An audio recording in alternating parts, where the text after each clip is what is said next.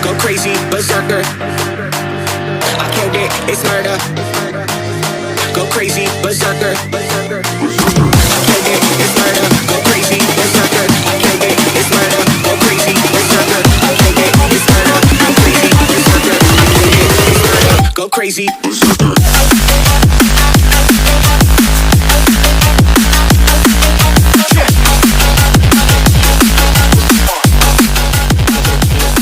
हमारे पास ल्यूमिनियस का इन्वर्टर जो है इलेक्ट्रा 1065 मॉडल।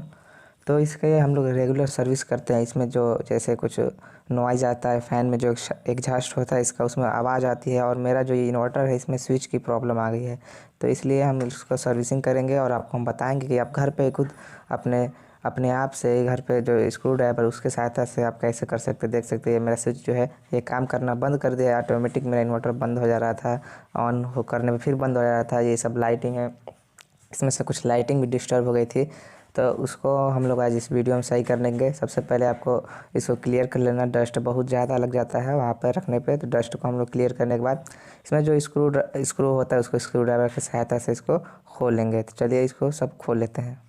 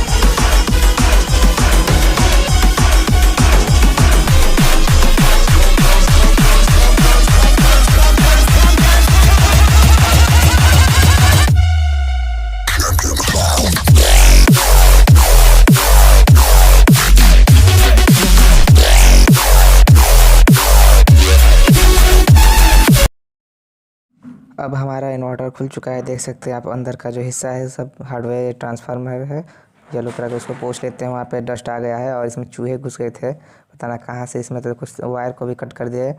और यहाँ पे देख सकते हैं ये किट है, वो ट्रांसफार्मर है। और ये किट है जो AC टू DC कन्वर्टर करता है। वो फ़ैन है, उसमें आवाज़ आ गई थी, नॉइस आ रही थी, चलने पर बहुत तेज़ आवाज़ आ रही थी, उसको भी हम लोग ठीक करेंगे। तो सबसे पहले करेंगे क्या, हम लोग आपको हम दिखा दे रहे हैं कि फ़ैन जो होता है उसमें डस्ट खींच के उसके बाद उसमें ऑटोमेटिक नॉइज़ आ जाती है, बहुत तेज़ नॉइज़ आ जाती है, कभी कभी जैम भी हो जाता है। तो इसके लिए इस पे देख सकते हैं ये फ़ैन है इसका, यहाँ पे एग्जॉस्ट वाला। तो यहाँ पे 4 लॉक होता है, देख सकते हैं। वहाँ पे कोने पे नीचे 2 होगा, कॉर्नर पे, चारों कॉर्नर पे एक एक लॉक होता है। उसके बाद ये वायर है, देख सकते हो। वायर को थोड़ा सा कट कर दिए चूहे लोग। यहाँ पे इसका कनेक्टर होता है, अडाप्टर, वहाँ से इसको रिमूव कर लेते हैं। उसके बाद इसको हम निकाल के आपको अब इस वीडियो में दिखाएंगे कि कैसे इसको नॉइज़ को फ्री करेंगे। अगर जाम हो गया तो उसको कैसे सही करेंगे, अगर ना चलता हो तो भी वो चलने लगेगा। तो चलिए इसको हम लोग ऑन करते हैं। ये ट्रांसफार्मर देख सकते हैं, ये ट्रांसफार्मर इसका सभी डस्ट आ गया। और मेरा स्विच है, मेरा स्विच का प्रॉब्लम है, तो इसको भी हम लोग इस वीडियो में सॉल्व करेंगे। तो सबसे पहले हम लोग फ्रंट का जो पैनल है उस पैनल को खोल के निकाल लेंगे, क्योंकि मेरे वाले में स्विच का प्रॉब्लम आ गया था। स्विच ऑटोमेटिक नहीं था। इसका वायर देखते हैं, पहले पकड़ के वायर कनेक्टर से हटा लेंगे, उसके बाद पैनल को खोल के निकाल लेंगे, उसके बाद देखते हैं क्या होता है। तो इसका वायर जो है देख सकते हैं यहाँ पे कनेक्टर से, तो वहाँ पे ग्लू गम से चिपका दिया गया। तो दूसरा वाला कनेक्टर देखेंगे हम, तो वहाँ पे देख सकते हैं वहाँ पे स्क्रू लगा है यहाँ पे 2 ठो, तो स्क्रू लगे हैं। तो स्क्रू को हम लोग खोलेंगे, तो उसके बाद आगे वाला फ्रंट का जो पैनल है वो पैनल निकल जाएगा। सबसे पहले देख सकते हैं इसमें डस्ट आ गया है, डस्ट को साफ़ कर लेंगे। डस्ट बहुत ज़्यादा ही डस्ट आ गया था, तो इसको साफ़ कर लेंगे। उसके बाद आगे वाला पैनल है उसको खोल के निकाल लेंगे। देखिए यहाँ पे स्क्रू है, पैनल के लिए आगे वाले 2 स्क्रू होगा वहाँ पे ऊपर और एक नीचे, तो दोनों स्क्रू को हम लोग खोल लेंगे।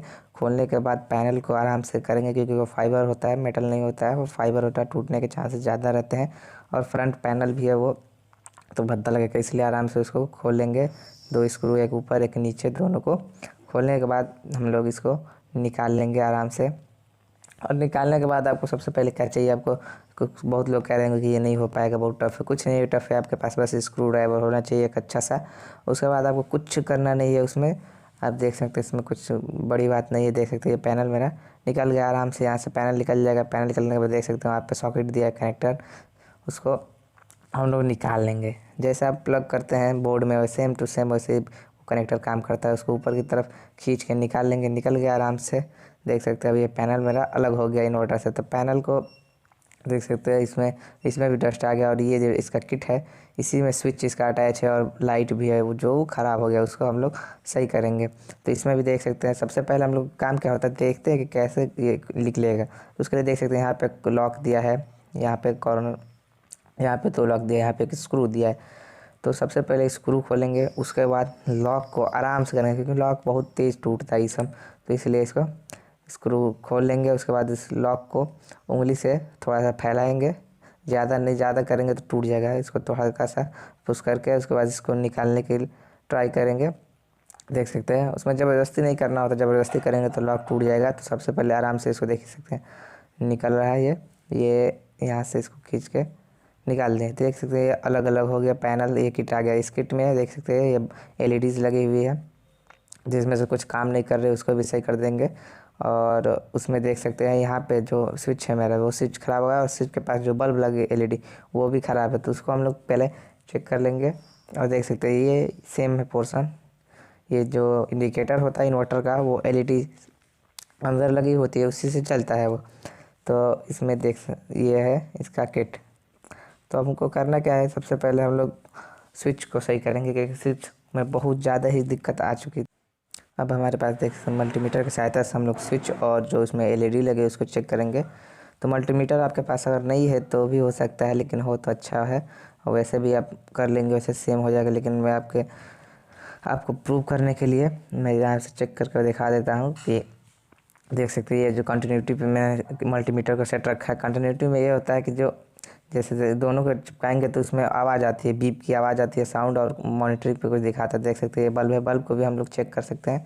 तो बल्ब के देख सकते हैं यहाँ पे पॉइंट दिए हैं, दोनों पॉइंट पे हम इसको टर्मिनल पे लगाएंगे, ये जलेगा। अगर सही होगा तो जलेगा। आगे भी टर्मिनल है, देख सकते हैं यहाँ से लगाएंगे, ये देखिए जल रहा है, यानी LED सही है। मॉनिटर पे देखिए वहाँ डिस्प्ले पे भी मल्टीमीटर में कुछ देख सकते हैं, वहाँ पे रिजल्ट आएगा, जलेगा तो। और उसके बाद इसका स्विच है, स्विच तो उसमें डस्ट आ गया है तो इसलिए वो काम नहीं कर रहा है। वो स्प्रिंग उसमें होता है, वो उसमें डस्ट आने के बाद वो काम करना बंद कर देता है। तो इसलिए इसमें थोड़ा सा ऑयलिंग कर देंगे या उसकी सर्विस कर देंगे तो स्विच सही हो जाएगा। तो इसके लिए हम लोग क्या करेंगे, ऑयल जो मशीन में ऑयल बढ़ती है वो उसमें डाल देंगे, 1 बूंद, बस ज़्यादा नहीं, 1 बूंद डाल देंगे, वो अपने ऑटोमेटिक वो सही हो जाएगा। चलिए इस मल्टीमीटर को बंद करके किनारे करते हैं। और इसको देख सकते हैं ये वाली ऑयल होती है आपके पास होगा मशीनरी वाली, तो उसमें 1 बूंद बस 1 ड्रॉप डाल देंगे उसमें बीच में। वहाँ पे इसमें स्विच में होता है क्या, स्प्रिंग होता है और लॉक होती है कि जब उसको दबाते हैं तो जाकर वो लॉक हो जाता है, फिर दोबारा करने पर लॉक खुल के वो ऑफ हो जाता है। देख सकते हैं अब ये सही से थोड़ा सा 2-3 बार पूछ कर देख सकते हैं ये लॉक हो गया, चलने लगा, काम करने लगा। जल्दी जल्दी इसको थोड़ा सा करके ऑयलिंग हो जाएगी इसकी, तो ये सही हो जाएगा। अब ये सही हो जाएगा तो इसके बाद इसको हम लोग चेक कर लेंगे एक बार मल्टीमीटर से।